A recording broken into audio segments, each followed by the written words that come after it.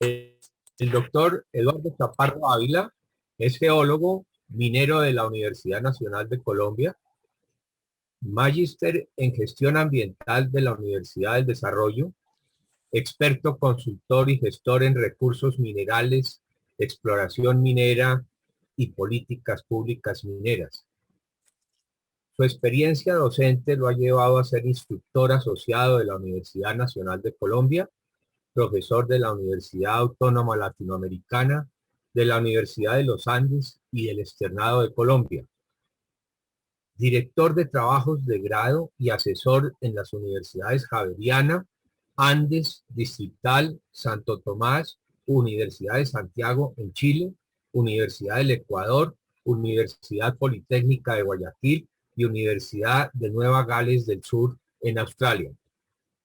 Ha recibido varias distinciones de organismos nacionales e internacionales y ha sido autor de más de 25 publicaciones sobre minería. Como profesional, se ha desempeñado como director del proyecto Red para la Plataforma del Desarrollo Minero Estados Unidos-América Latina, integrante del Consejo de Dirección del proyecto STATE de la Unión Europea, consejero principal de la Unidad de Planeación Minero-Energética del Ministerio de Minas y Energía, asesor de la Asociación Colombiana de Minería, creador del Centro de Investigación del Agua del sector minero-energético de la Asociación Nacional de Empresarios de la ANDI, miembro de la Comisión Económica para América Latina y el Caribe, ONU-CEPAL, presidente de Corcarbón, director técnico de minas del Ministerio de Minas y Energía.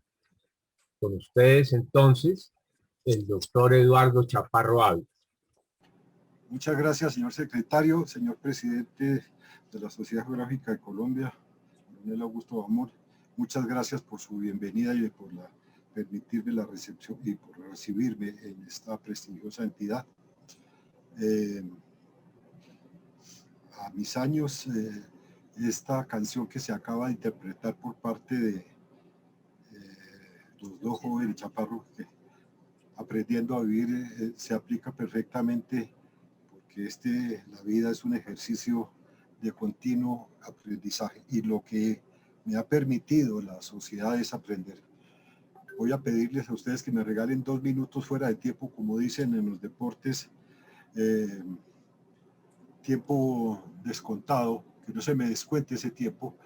porque quiero pedirles que por unos breves momentos me permitan hablar en primera persona para dar razón del por qué estoy frente a ustedes. El escrito que a continuación presento tiene como objetivo satisfacer un requisito estatutario, optar a la condición de miembro correspondiente establecido por la Sociedad Geográfica de Colombia. Al aceptar este honor he creído que debo ir más allá de atender un requisito formal. Y por tanto, era mi deber y es mi deber esforzarme en dar una disertación que compendie de manera documentada, responsable y seria mi experiencia humana y profesional en la industria minera de mi país y del continente, para así honrar el exigente compromiso que en el día de hoy acepto con gratitud a esta institución, la Sociedad Geográfica de Colombia, Academia de Ciencias Geográficas. Considerada en repetidas ocasiones, tal como lo dice su presentación institucional, en una entidad de carácter científico, cultural y educativo, cuyo centro de acción es la producción y difusión de conocimiento geográfico general y de Colombia. El texto que escribo es producto de mi convencimiento de que nuestro país no puede darle la espalda a una actividad que ha facilitado la construcción, su construcción, desde tiempos inmemoriales, y que debe encarar el futuro con la denominación, con la visión y con el concepto que hemos escrito, que hemos llamado minería sostenible, TESA, es decir, que tiene que haber una condición de sostenibilidad en el tiempo para que sea viable en lo técnico, en lo económico, en lo social y en lo ambiental. No de otro modo, no menos que eso, y no negándole a nuestros conciudadanos el bienestar que de ella se puede derivar. Y antes de entrar en materia, quiero hacer en este sitio mención a 2 personas que ya no nos acompañan, pero cuyos aportes los hacen merecedores de permanente recordatorio. Y así, con sentimiento fraterno, recuerdo al ingeniero Eufrasio Bernal Dufo y con reconocimiento de colega y amigo al ingeniero Antonio Romero Hernández, cuyas investigaciones soportan en buena medida esta presentación. A manera de resumen, hay que decir que ayer, hoy y mañana se necesitó, se necesita y se necesitará proveer a la población bienes y servicios en conjunción entre el empresariado. No importa el modelo ideológico que rige en cada país y en conjunción también con el Estado, sin importar también cuál sea su orientación política, con la producción de minerales y metales. Nuestro país está dotado de una amplia y generosa oferta geominera que ha estado asignada en el transcurso de tiempo desde hace más de 4.000 años por múltiples manifestaciones de producción. Hay historia minera en el Pacífico, en el Caribe, en la región caribeña, en los Andes. En todas partes del país hay un registro de producción, fundamentalmente centrado en Antioquia, Boyacá y Cundinamarca, y más adelante haremos mención a 3 sitios distintos que son de significativa importancia para esto. Este escrito, y de antemano me reafirmo en él, no tiene ánimo de economista, ni de econometrista, ni de analista económico, sino de actor de la cadena de industria, del acontecer minero del país, del cual ha sido testigo y protagonista y que le ha dado hoy y tiene la oportunidad, si se toman las decisiones correctas en el país, de multiplicar el aporte que a lo largo del tiempo ha significado para la prosperidad y, como propone el autor, la riqueza pública. Yo quiero empezar diciendo que de todas maneras, para honrar a la institución que hoy me recibe, hay que decir que el concepto de geografía no es un concepto contemporáneo, no es moderno, ni mucho menos es un concepto antiguo. Por lo contrario, es un concepto vigente, permanente y en evolución. Desde Eratóstenes hasta hoy en día, cuando ya después de haber pasado por el concepto de August Blumlein, quien decía que en su texto del Mercurio Geográfico, la guía de los curiosos de los mapas geográficos, decía que la geografía era el trazo o dibujo de la Tierra. Es una definición simple, escueta, precisa, que hoy tendría muchos más atributos y que sin embargo a partir de ella se pueden comprender como con otras disciplinas como la ingeniería de minas y la geología, forman parte de la comprensión de nuestro globo. Y en esa circunstancia, entonces, hay que decir que el avance técnico arroja nuevas condiciones sociales y políticas y nuevos desarrollos en donde los dispositivos electrónicos permiten, por ejemplo, que hoy, al lado que estamos conociendo la estructura interna de Marte, conozcamos también su geografía. Y hay que indicar además que, pese a ello, hay indicadores de pobreza que muestran imperdonables asimetrías en el desarrollo, la equidad y la distribución de la riqueza, sin mayores modificaciones de las estructuras productivas aquí en Colombia. Y en este contexto es que se propone que se mire la búsqueda, producción, comercialización, beneficio y comercialización de minerales para que se juegue un papel determinante y como lo ha jugado en el pasado en la construcción de un país llamado Colombia. Desde la época en que el modelo de noble fue cambiado por los burgueses, se extendió un manto capitalista con las variantes propias de cada uno de los impulsores. Y pronto se verían horrendas confrontaciones que sacudieron a la humanidad, sobre todo en los últimos 3 siglos, desembocando en un efímero mundo bipolar, que hoy, desaparecido el muro, ha mutado a un mundo en donde nuevos actores, basados en formas ancestrales de desarrollo, se enfrentan con las mismas armas de ciencia y tecnología a quienes encargan el modelo libre mercado. Es decir, estamos en un mundo multipolar en donde la ciencia y tecnología está al comando de todas las decisiones. Y en ese contexto, nuestro país no ha sido ajeno a ese constante cambio de modelo. El documento que he presentado contiene, y si me permiten compartir un momento a la pantalla, quiero indicarles cómo era Colombia al comienzo del siglo XVI. Esa gráfica que está ahí, sacada del archivo naval colombiano, muestra cómo era la comprensión del mundo de lo que es nuestro país hacia 1506, 1512, por ese espacio. Y de allá a lo que ha transcurrido hoy, es lo que ha transcurrido de la mano, sin duda alguna, de la industria minera. Y en esa dirección, entonces, hay que mostrar Dejemos entonces en un momento compartir la pantalla y volvamos a la imagen.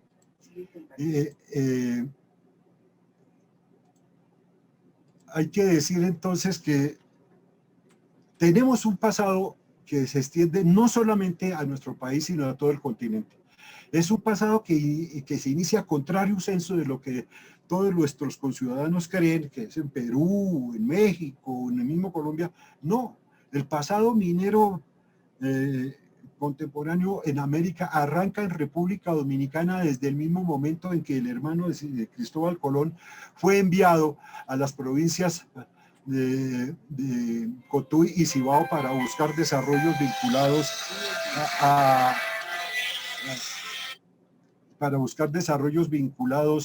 a la producción de oro. Y más aún, un señor que llamaba Miguel Díaz comenzó a producir en el río Sema, cerca de Ciudad de Santo Domingo, oro, cosa que aún hoy en día, 500 años después, se da. Lo importante es que desde el primer momento comienza un movimiento desde la misma corona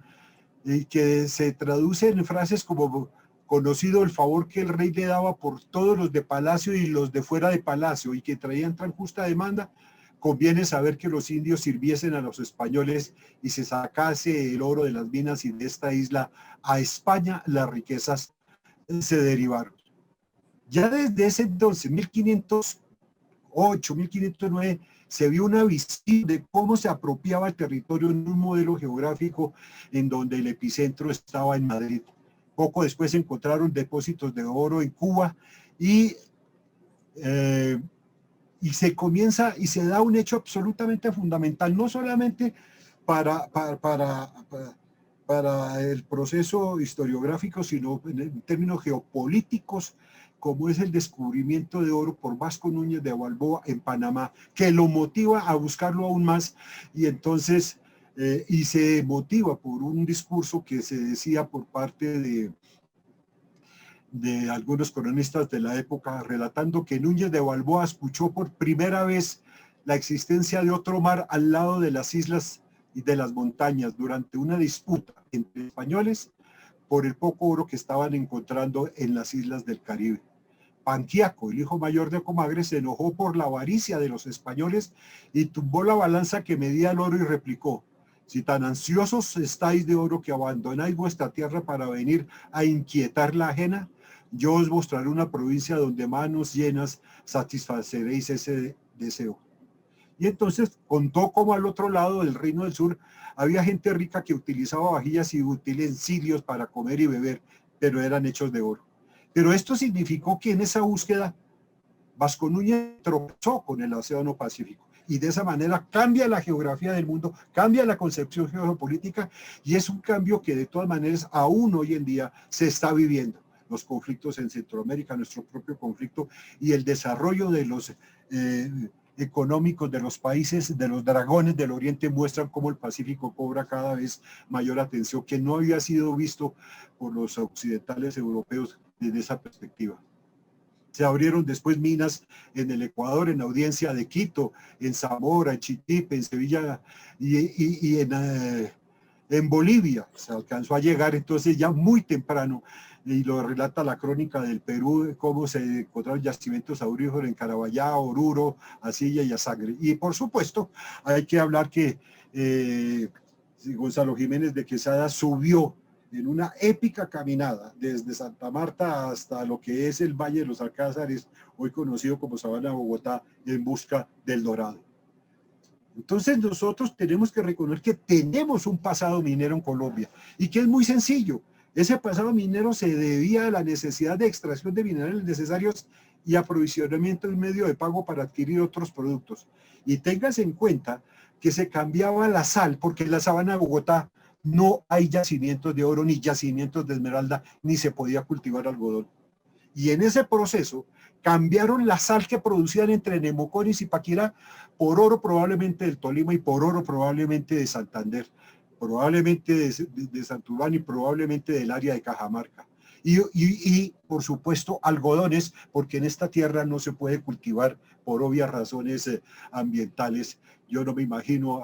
en Fontibón haciendo sembrados de algodón. Pero las mantas eran de algodón y permitían que en la Federación Muisca se hubiese un intercambio comercial y se sellaran alianzas a través de la entrega como de ofrendas expresadas en términos de mantas de sal. Y Jiménez de Casada, en su ascenso a la cordillera central, se encuentra en Barrancabermeja con panes de sal y ya veremos más adelante lo que significaba eso. Y por supuesto, desde Quito, alguien que está muy en boga por estos días, Sebastián Moyano, más conocido como Sebastián de Belalcázar, armó una expedición para ir a buscar el oro y se apropió de los objetos de hecho de oro y plata de las minas de los yacimientos que se encontraban en el Valle del Cauca. Y por supuesto comienza a buscarse en Antioquia, en donde la minería de ese sector, que puede comprenderse como muy atrasada, las técnicas de exploración de minas de beta, es decir, minas subterráneas, no prosperaron y se dio a la explotación de lo que muchos llamaron desde aquel entonces el oro corrido, que es el oro del aluvión, el oro de las vetas, pero que fue el determinante del comportamiento minero, económico, jurídico, geográfico y de creación de infraestructura desde ese momento, el oro corrido. Y por supuesto en ese trasegar, un instrumento, la batea o la cuna, juega un papel importante, al punto que algunos cronistas antioqueños decían en el siglo pasado que la batea era la suficiente para que un español o un mestizo con resistencia física, ambición y tesón suficiente dedicara años a este trabajo y para que eventualmente llegara a enriquecerse. Y decían en España que el español que regresase a la península sin haberse enriquecido simplemente tenía el calificativo de flojo, de omiso y de poco trabajador. Durante 3 siglos y algo más, la minería granadina trabajó de forma simple y primitiva en los que se llamaban los reales de minas, y debían entregarle al gobierno un tributo que más adelante explicaremos, que era el quinto real, para ser enviado a la metrópoli. Es decir, se comenzaban a nutrir de la producción aurífera y en algunos casos de plata de este territorio, como también lo fue de la Nueva España, como se llamaba México en aquellas épocas, o del Virreino del Perú. Y de esta manera se desarrollan entonces una serie de municipios, localidades y emplazamientos a lo largo de la cordillera central y borde oriental de la cordillera occidental: Anserma, Cartago, Cali, Popayán, incluso Medellín, Santa Fe de Antioquia, que comienzan a crecer y a generar una red de caminos alrededor de la explotación de mineras. Fue tan intensa la actividad que en algún momento, hacia 1729, la dureza del trabajo fue agotando a la población indígena, que era obligada a trabajar, y se comienza otro proceso que es absolutamente determinante para conformar el Estado colombiano de hoy, un Estado pluriétnico y multirracial, que como fue la importación ominosa e inhumana de seres humanos como esclavos para trabajar en el laboreo de las minas. Todo ese desarrollo siempre manifestado a través de la preocupación por el quinto real, impuesto que correspondía a una quinta parte del volumen producido por el mineral, se vería con la traída de los esclavos reducido en términos de mano de obra, porque se concentraron fundamentalmente en mejorar con algunas cosas de mercurio traído de Almadén, España, la amalgamación y obtener mejores rendimientos. Sin embargo, muy pronto comenzaron a darse cuenta que sin técnicas, sin tecnología y sin conocimientos de física y de química, que para la época eran los que habían, no tenían el desarrollo de hoy, pero ya había un desarrollo muy importante, y entonces se comenzaron a pensar en la posibilidad de mejorarlo a través de técnicos traídos de España, como los hermanos José y Juan de Elújar, algunos de ellos que se fueron para España y desarrollaron una prodigiosa labor didáctica, académica y de investigación en términos de mineralogía, y muchos de ellos fueron soportados más adelante por la expedición botánica.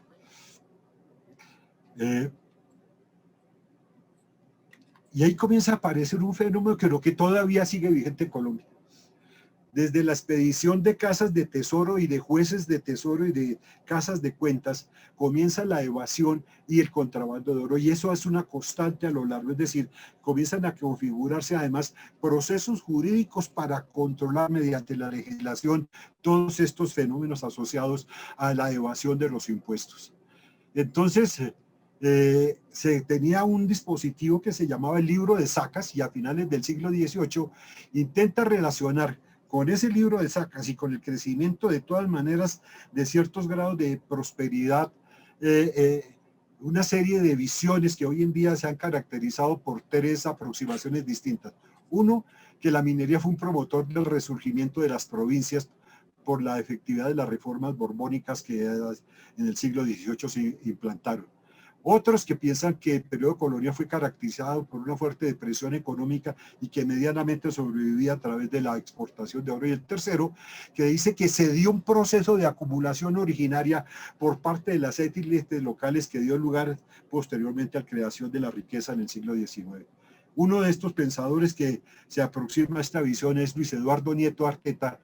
y en donde muestra además que una vez acabado el dominio español, nuestros países en general no eran libres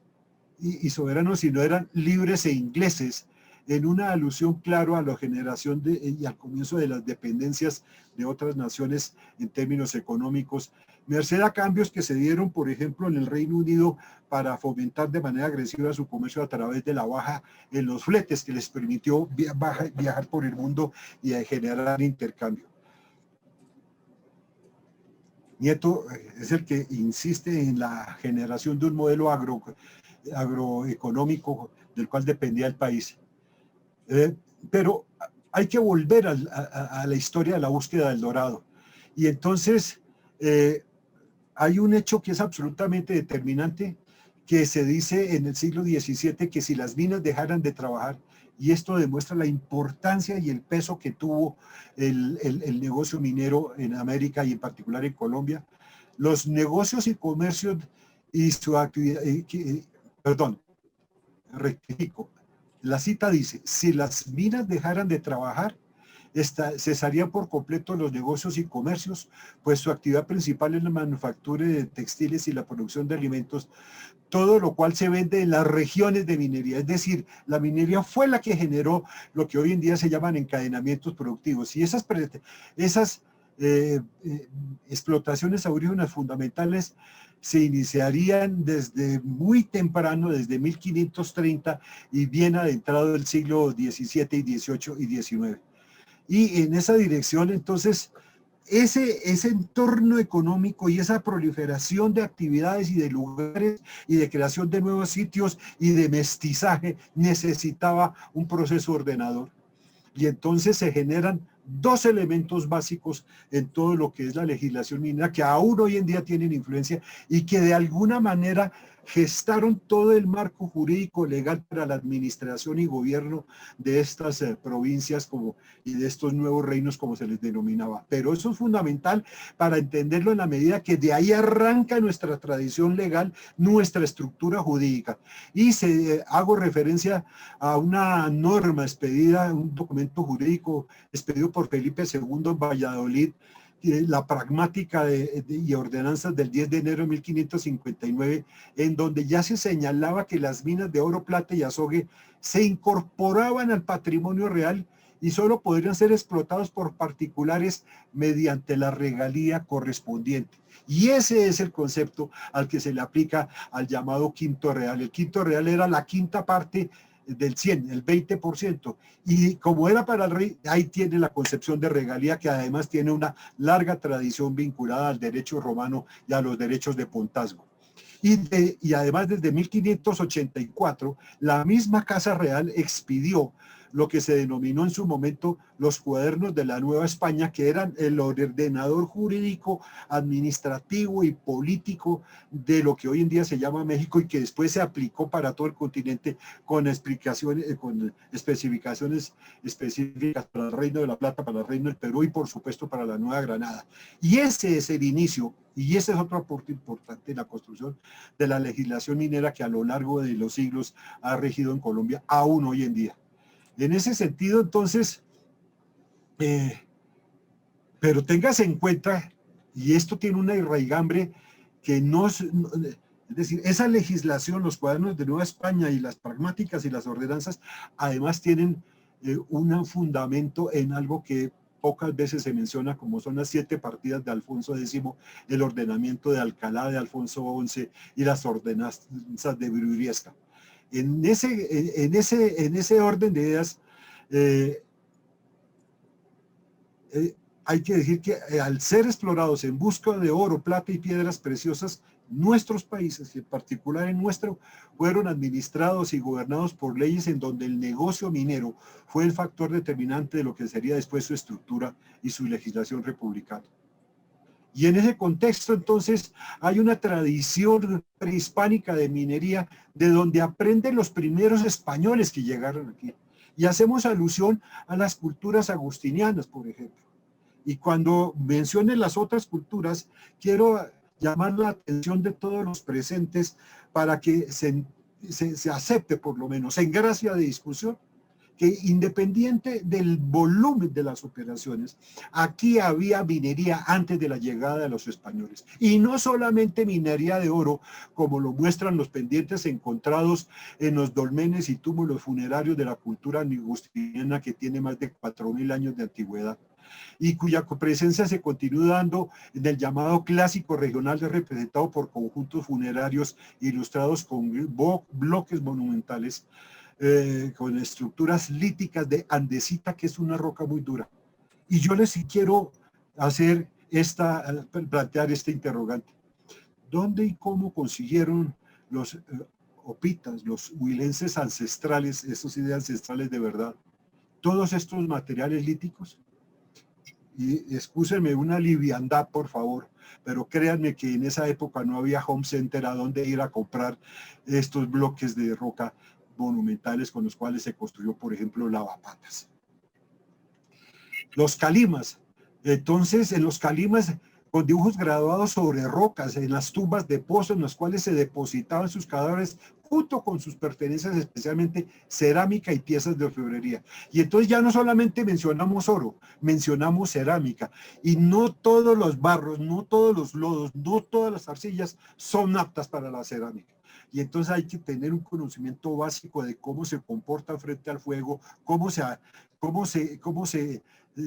ciernen para quitarles impurezas y que sea perfecta la cerámica como fue la calima. Y por supuesto hay que mencionar también en esa tradición prehispánica a los quimbayos, que 2 milenios antes de 1492 ocuparon el Cauca Medio y entonces desarrollaron figuras absolutamente preciosas y fantásticas, y prueba de ello es el famoso poporo. Pero eso no era simplemente que al azar encontraron oro. Había un proceso sistemático, dedicado y consciente para todo lo que es la producción y búsqueda de minerales que les permitieran desarrollar ese tipo de productos que tenían desde funciones rituales hasta funciones para atender los requerimientos de la vida diaria de todos los jefes superiores. Sin hablar, pues, de ejemplo, tampoco de los taironas y sus dorados adornos que colgados y que hoy en día son catalogados como los más espectaculares y complejos productos auríferos realizados en América. Y sin dejar de mencionar otro proceso que a veces se menciona, pero no es incomprendido en su dimensión de ingeniería, de geografía y de conocimiento del territorio, conocimiento geográfico, como son los enúes, de esos ingenieros maravillosos que acometieron la construcción de canales de riego que sirvieron durante más de 1300 años para controlar las inundaciones de la zona caribeña. Y aquí creemos siempre que eran apacibles y pacíficos y sedentarios muiscas. Resulta que esto fue lo que atrajo la codicia de los españoles. El rito de Guatavita y todos estos leyendas y mitos que existen alrededor de la cultura chipcha huisca. Y se tiene uno que preguntar, ¿de dónde sacaban el oro? ¿Cómo lo consiguieron? ¿Y cómo se volvieron orífices, orfebres de un material que le era extraño en su entorno ambiental y ecológico y geográfico? insisto, en la sabana de Bogotá no hay yacimientos de oro ni de yacimientos de metales vinculados con metales preciosos. Entonces la respuesta es una sola. Encontraron por la curiosidad y desarrollaron con su ingenio la minería que hoy en día, guardada las proporciones, sigue los mismos métodos de producción de sal, elemento absolutamente básico y que se convirtió en moneda de cambio para conseguir, como les dije en un comienzo, el oro, el algodón y otros bienes que se distribuyeron a lo largo del territorio colombiano. Entonces es de pensar que abajo de lo que hoy en día es el Charquito, cerca de Tocaima, había centros de intercambio con pijaos para comprar oro y vender sal. Por los lados arriba de Sogamoso había intercambios para comprar oro y vender sal. Y adelante de Cucunúa, camino de Chiquinquirá, en el borde del imperio chipcho, había intercambios con musos y somondocos para comprar esmeraldas, porque tampoco hay esmeraldas en la sabana de Bogotá. Y esmeraldas a través de cerámicas chipchas han sido encontradas hasta en Guatemala. Además, téngase en cuenta que el consumo de coca era absolutamente ritual en todos los planes ideológicos, que si se puede decir así, de las culturas americanas. Y para poder aprovechar los alcaloides de la coca, hay un catalizador que se llama el carbonato de calcio que se extrae de la caliza. Es decir, se buscó caliza, se buscaron, y los carbones con los cuales se preparaba la sal eran también producto de minería en el área de Neuquén y en el área de Sogamoso. Y esto genera entonces un desarrollo institucional que vuelvo a pedirle por favor a nuestro anfitrión que me permita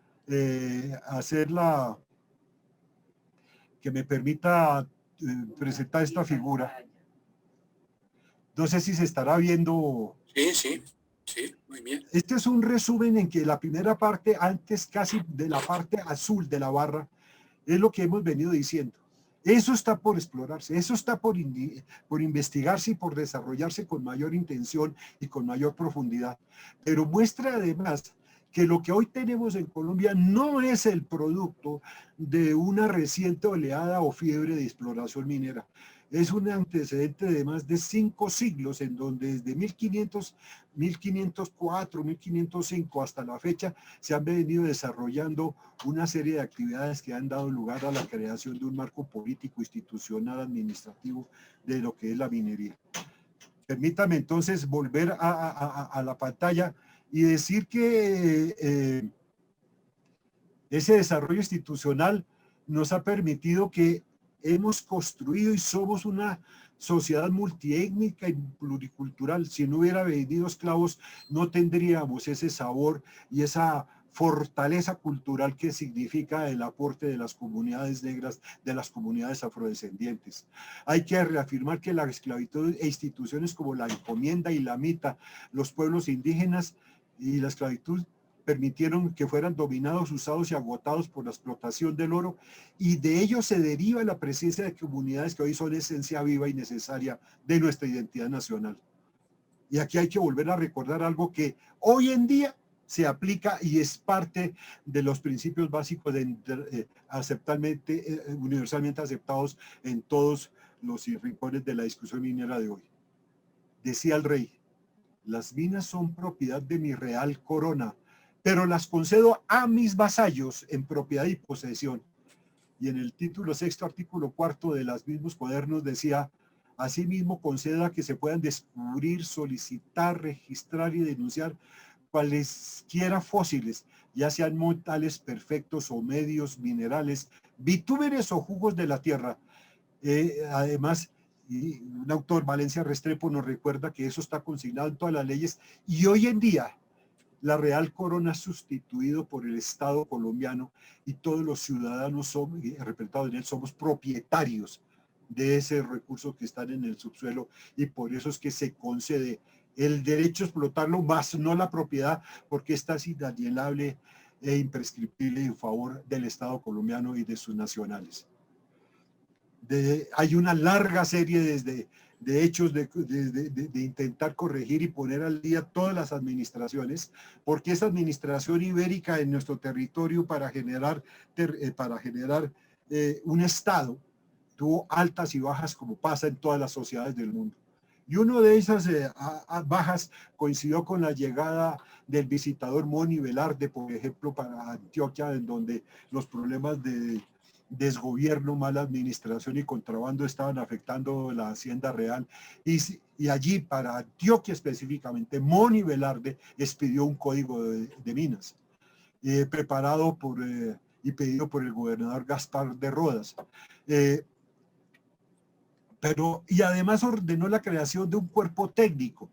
Y cuando usted crea un cuerpo técnico es porque tiene con quién hacerlo y cómo hacerlo. Es decir, hay un bagaje cultural técnico que le permite finalmente al país crear las primeras escuelas de artes y oficios ya republicanos abiertamente vinculados con la industria, entre ellos la minería en Medellín en 1854. Todo ese andamiaje se traduce además en que el Estado necesitaba de rentas para vivir. Y tengo aquí un listado de instituciones y características vinculadas con el trabajo de la tierra y con el comercio que muestran cómo se alimentaba el Estado a través de sus colonias, el Estado español a través de sus colonias. Había instrumentos como la mita, que eran turnos de trabajo obligatorio en las minas, en las haciendas y en las obras de los indígenas, por parte de los indígenas. Es decir, a los indígenas les daban turnos de trabajo y eran los mitayos. La encomienda o redistribución a los súbditos españoles de la tierra bajo la figura de encomendarles el manejo de esos predios, incluidos como si fueran bienes transables los indígenas, incorporadas a cada una de ellas. El resguardo organizado con pueblos indígenas que proporcionaban mano de obra facilitando el cobro y el recaudo de tributos tales como el impuesto a las ventas de aquel entonces, que era el almojarifazgo. Era también una contribución aduanera, que era un poroso instrumento que se cobraba a cada cargamento que salía del territorio. Y cuando hablo poroso es porque era reconocido, y eso es un problema de hoy vinculado tal vez a la condición humana, que es el contrabando. Se cobraba la armada de Barlovento, cobrando a los insumos básicos para sostener la armada española que protegía a las flotas, como se llamaban los dos viajes anuales que hacían para llevar y traer bienes y suministros a España, y que eran atacados por los corsarios, amparados por cartas de corsarios, por títulos de corsario que daban países como Inglaterra, como el Reino Unido. El quinto real, que era el impuesto minero que hoy recibe el nombre de regalía. El estanco, que se aplicaba, y miren cómo hoy en día todavía funciona, porque es un tributo y además una fijación de que es el Estado el único productor de aguardientes y de licores, por ejemplo. Y además se aplicaba a la sal, y por eso la sal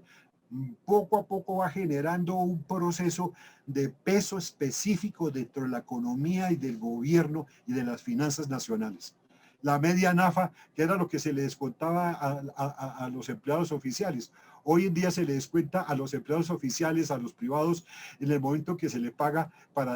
que es el impuesto a la renta. Y el diezmo, por supuesto, que se tasaba y cobraba los productos agrarios destinados a financiar a la iglesia.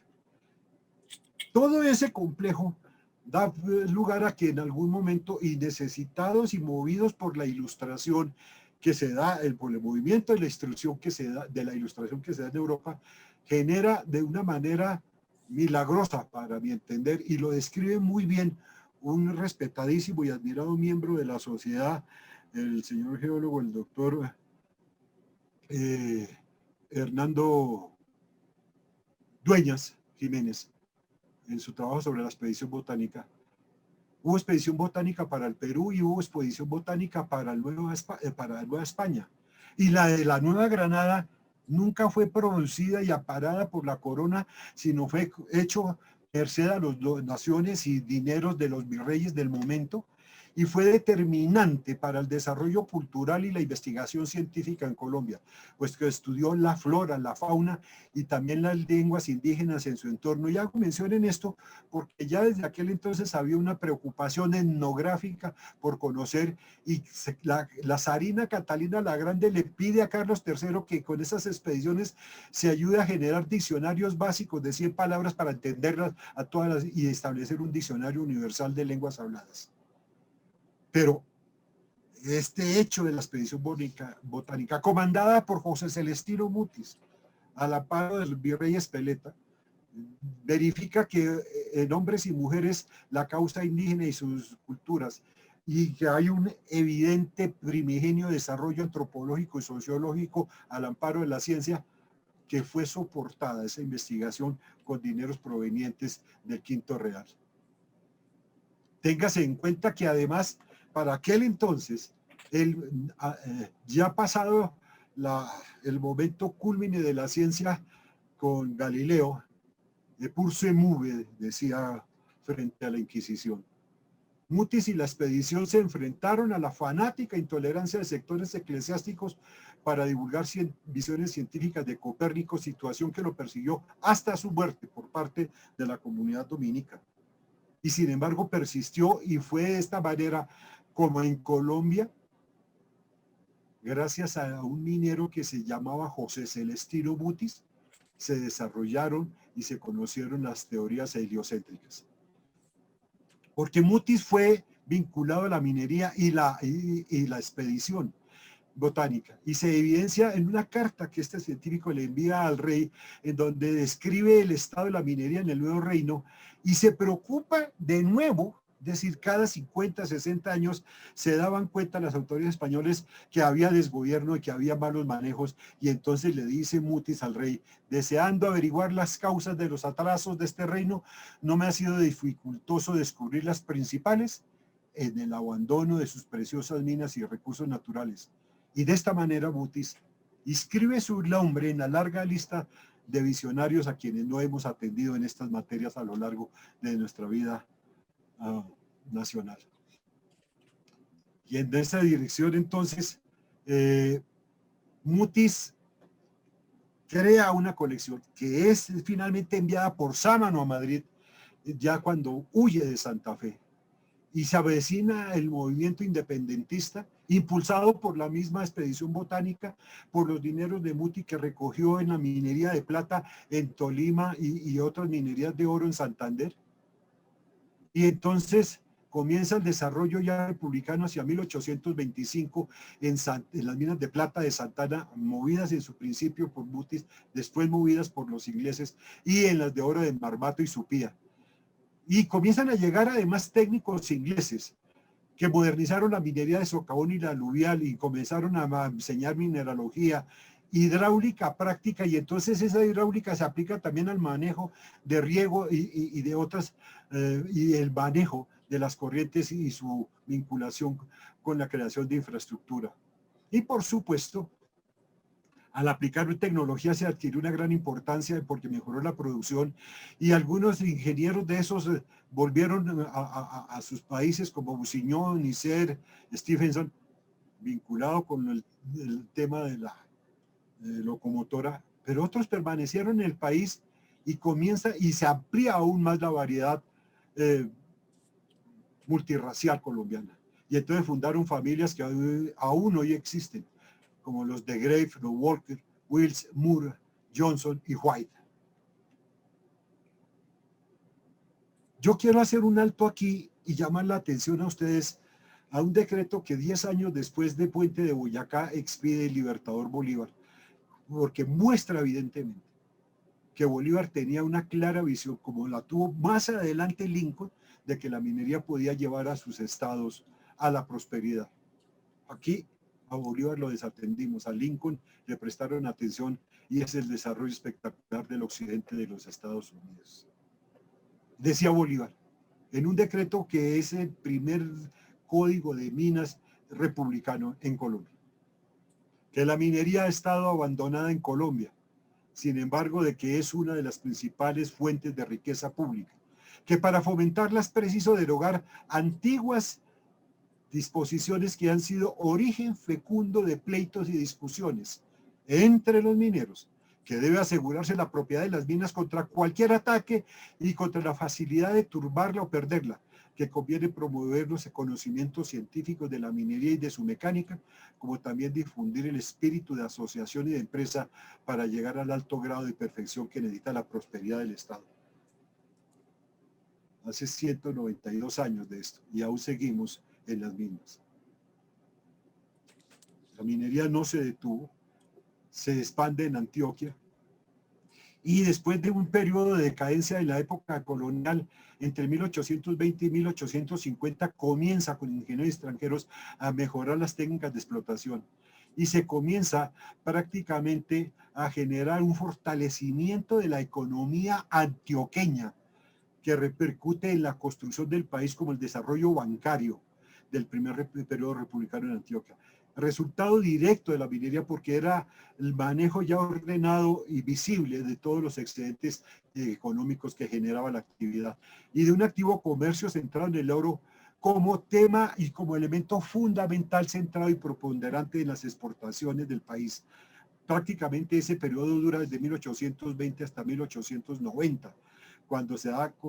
comienzo a la gran expansión del café y comienza también a dar su aporte el café. Y entonces, en ese momento, habrá que en algún momento habrá que mencionar lo que se constituyó como la empresa más grande, más importante, más organizada, más productiva, rentable y visible que hubo en Colombia en el siglo XIX, como fue la mina del Zancudo, que funcionó entre 1848 y 1948.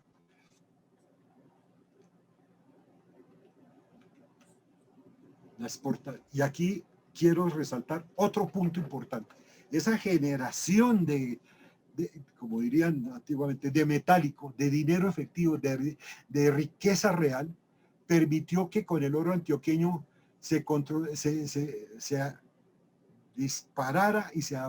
controlara por parte de los antioqueños gran parte de la vida comercial del país, por fortuna para Colombia. Con el control, y esto es importantísimo en términos geográficos, del río Magdalena, y como arteria comercial, incidiendo en las importaciones de equipos, maquinaria y bienes de comercio internacional, orientado por el concepto que más adelante, y con los conceptos que se llamaron cepalinos, impulsados por Raúl Previs, llamaron la sustitución de importaciones. Acuérdense que durante el siglo XIX y buena parte del siglo XX, todos los sistemas monetarios estaban basados en el patrón oro, y que lo derrumbó finalmente en 1971 Richard Nixon. Vendría el Código de Minas del Estado Soberano de Antioquia en 1884, y de ahí se generan, pese a la cantidad infinita de guerras, guerritas y guerrillas. Alguien me decía en alguna época que en Colombia hubo más de 500 levantamientos en el siglo XIX. O sea, que no nos extrañemos de lo que sucede ahora de un pueblo violento como el nuestro. Pero de todas maneras, hay que resaltar que la ya anacrónica Constitución del 86, Rafael Núñez, el reformador, consagró un principio vital que sigue siendo vigente, que es que el subsuelo y el suelo minero pertenecen a la nación, y en paralelo con eso crea una serie de comisiones científicas que son el modelo y el antecedente de la venida de misiones inglesas y alemanes, y que finalmente termina con la traída de un geólogo alemán brillante, genial, del cual estamos prontos a publicar, a celebrar el primer centenario de su obra máxima, que es el Terciario Carbonífero de Antioquia. Pero esta visión implica además que comienza a darse la génesis de lo que posteriormente sería la institucional minera, que hoy se llama Ministerio, el mal llamado Ministerio de Energía y Minas de Colombia de hoy. Detengámonos un momento en la mina del Zancudo, que fue una mina, como se llamaba en aquel entonces, constituida por una empresa ordinaria de minas con 28 accionistas, y que genera ese Código de Minas del Estado Soberano de Antioquia mencionado antes, que se libra en 1887, y que fue el modelo durante mucho tiempo, y que fue el modelo que rigió las relaciones mineras en Colombia. Y esa mina, desarrollada en Medellín por José María Uribe, y que después más adelante impulsó y remató Coriolano Amador, que además produjo su propia moneda y tuvo accionistas y se cotizaba en la Bolsa de París. Esa era la importancia de la mina del Zancudo. Y la producción soportó al Estado colombiano con sus impuestos.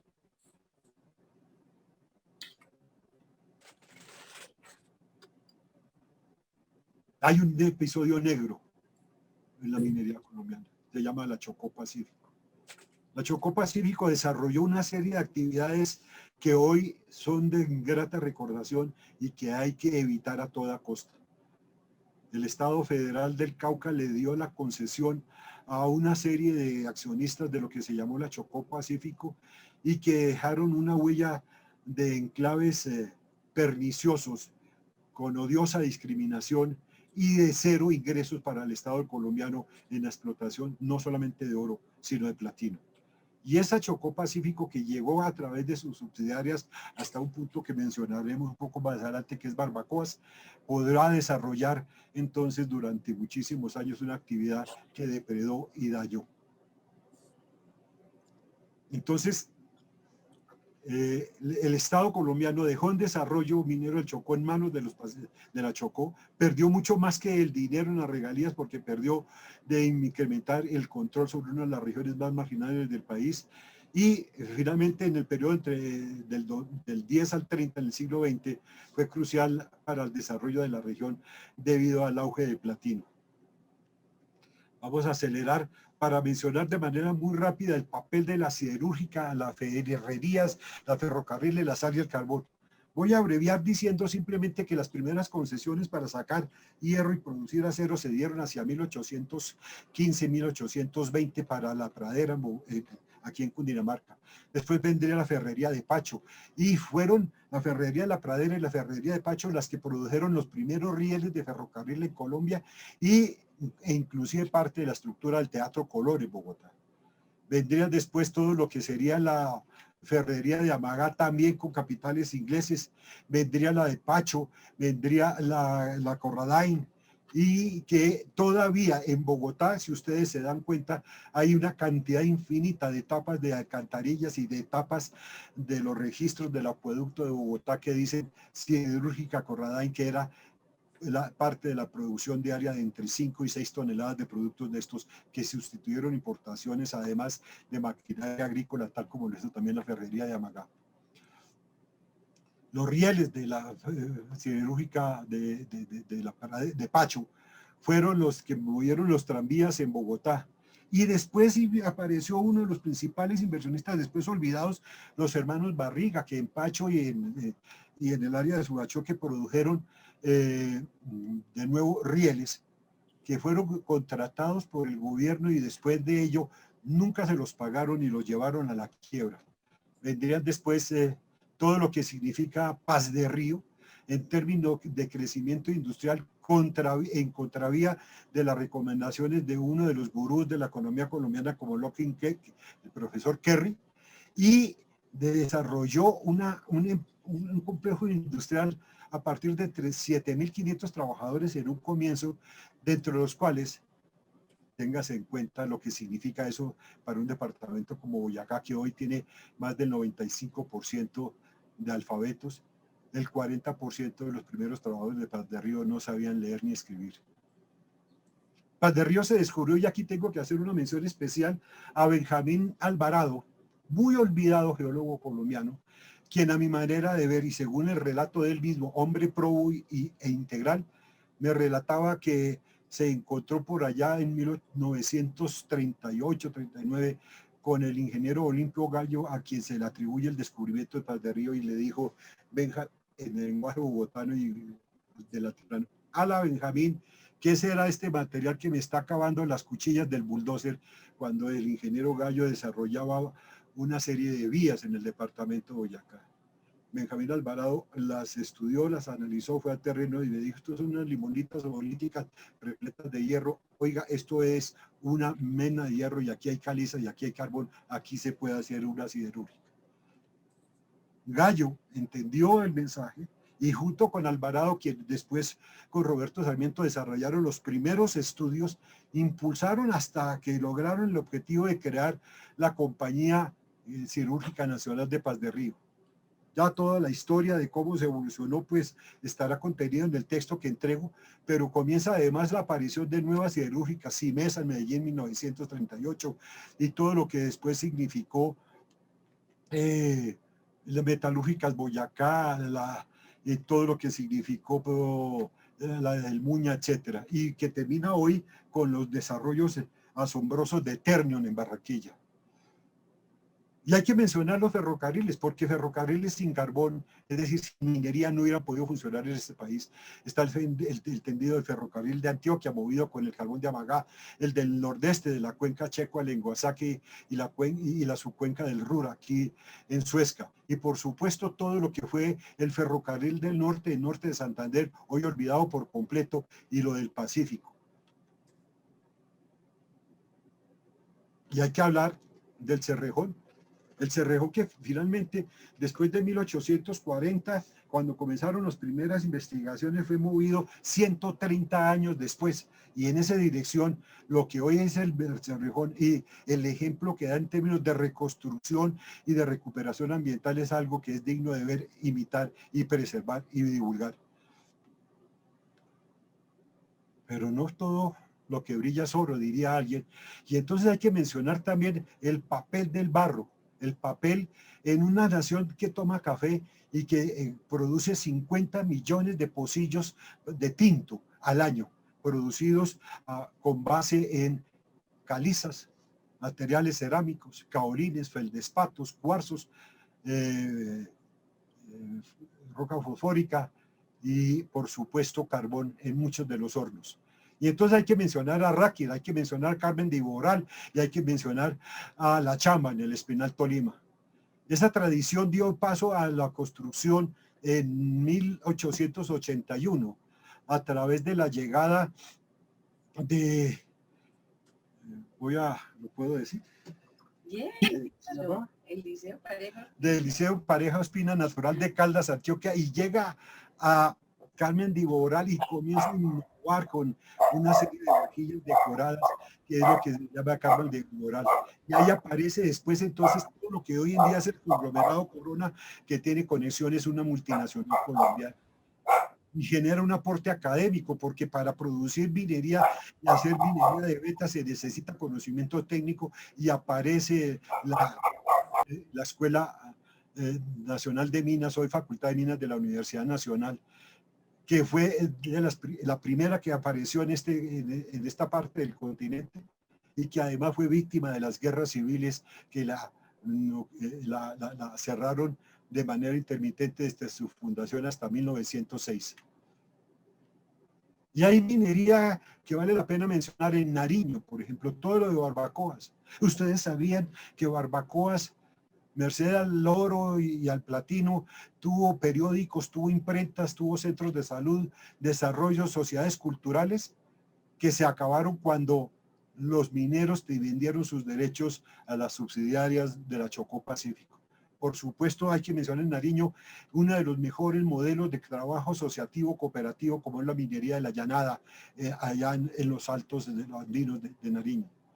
La minería en Betas y California, que tirios y troyanos reconocen que tiene más de 2 siglos de tradición y que se sigue produciendo hoy en día, y no como dicen algunos en las zonas de páramo, sino alejados de las zonas de páramo, y esos mineros se convirtieron en los protectores del páramo. Y por supuesto, el tema de la sal. Y en el tema de la sal no solamente viene con el descubrimiento por parte de Jiménez de Calada, sino el desarrollo que los mismos indígenas le dieron, que permitieron generar para ellos el concepto de soberanía y ser reconocidos como pueblo independiente en los tratos que hacían con sus vecinos. Y por supuesto, su aplicación a través de monopolios que comienzan cuando en 1822-23 parte del ejército y parte de los 1815-16, parte del ejército de los revolucionarios se refugia y se asila en las instalaciones de la Salina, y después de que salen quedan absolutamente destrozadas y se robaron las herramientas. Y con base en eso, en la siguiente década y con base en las recomendaciones de Humboldt, se comienzan a mejorar las relaciones de producción y comienza a ser uno de los soportes, junto con el oro, de la exportación y del erario público colombiano, tal como lo hizo Tomás Cipriano de Mosquera cuando emitió títulos de deuda respaldados por la producción de sal. Hoy,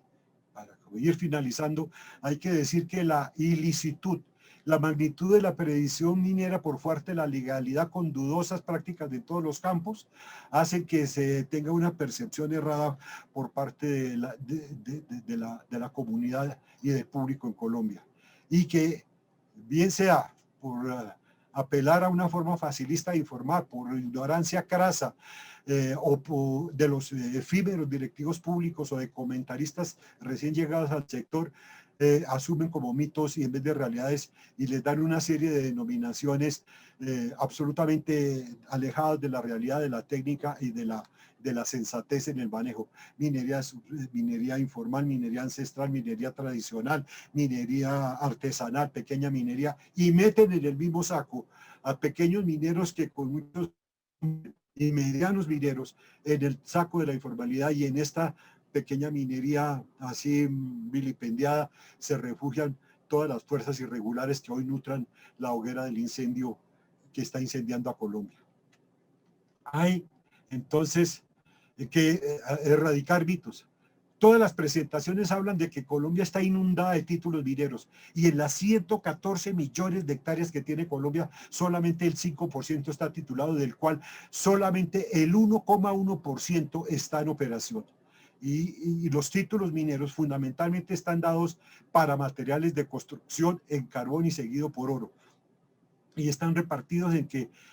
solamente unos... el 32% están en empresas con personería jurídica y el 68% están en personas naturales como otorgados. Genera 350.000 empleos directos y cerca de 1 millón de empleos indirectos, y es clave desde mi punto de vista y de algunos como fundamental para la reactivación económica del país en las duras circunstancias que vivimos. Si se permitiera el trabajo formal, hoy en día tendríamos perspectivas de que hacia el 2029-2028 entre 5,44 y 8,24 millones de onzas se producirían ingresándole al Estado en solo conceptos de regalías, no de renta, ni de patrimonio, ni nada de estas cosas, ni de ICA, más o menos entre 1,6 y 3 billones de pesos. No se puede negar que estamos frente a un conjunto de actividades industriales con grandes dificultades, problemas y errores. Podemos hacer una larga lista de problemas, pero simplemente mencionemos algunos de ellos que tenemos que resolver para que eso se vuelva una realidad. La legalización y la formalización de las operaciones no formales. El país debe decidir sin vacilación el ingreso minero en todos los conceptos, es decir, evitar, y con base en un desarrollo de competitividad, de fortalecimiento educativo, tendrá que construir un nuevo modelo que priorice los sectores con la industria a la cabeza, sobre todo en dos campos. Es decir, el ingreso fiscal, si se llega a incrementar esta industria y generar esos recursos, tiene que estar dedicado a dos conceptos: agua y educación. Agua, porque teniendo agua potable tendremos una mejor salud, los gastos en salud se reducirán, nuestro pueblo será más productivo y más alegre y más sano sobre todo. No hay derecho a que dos de los departamentos con mayores problemas de agua tengan dificultades en el suministro cuando los dos abunda, pese a la paradoja. O no me digan que en el Chocó no se puede captar agua. Y en La Guajira, el mar de agua subterránea que existe es monumental. Y en ese sentido, entonces, tiene que trabajarse directamente en todo lo que significa generar un sistema de información sencillo, confiable y sobre todo asequible para que la gente tenga capacidad de tomar decisiones razonadas e informadas. Como parte de la política penal se tiene que actuar con severidad para evitar que los traficantes de la informalidad sigan sacrificando a los muchachos en la minería informal con todos los altos índices de muerte y mortalidad. Una palabra final resultante de los procesos mineros: existe un legado jurídico en lo tributario, en lo legal, en lo civil y en lo administrativo. Existe una infraestructura que debe ser mantenida, ampliada y preservada, y que dio base y sustento económico a sus habitantes, permitió la creación de escuelas y el desarrollo de la idea de la ciencia aplicada al conocimiento. La participación ciudadana debe ser organizada, gradual, visible en el proceso de construcción de confianza, y la industria debe reconocer que tenemos que respetar a la comunidad, sus organizaciones, la historia local y conocerla, y que hay unos temas de conflicto que se vive o han vivido y que hay que evitarlos y solucionarlos, que hay que comunicarnos con los distintos segmentos sociales, y de esta manera podemos llegar a una conclusión. Yo tengo pocas cosas de las cuales sentirme orgulloso. Una de ellas es de haber sido fundador del Servicio Nacional de Salvamento Minero y haber comandado la primera operación exitosa de rescate de un colombiano atrapado en una mina de carbón. Y entonces digo que como en el Servicio de Salvamento Minero, todos debemos cuidar de todos. Debemos cuidar a todos los actores del ciclo minero, es decir, lo que hoy en día se llama responsabilidad social corporativa, y como quiera que se llame este concepto en el futuro, porque antes se decía, tenemos que hacer las cosas bien. Muchas gracias.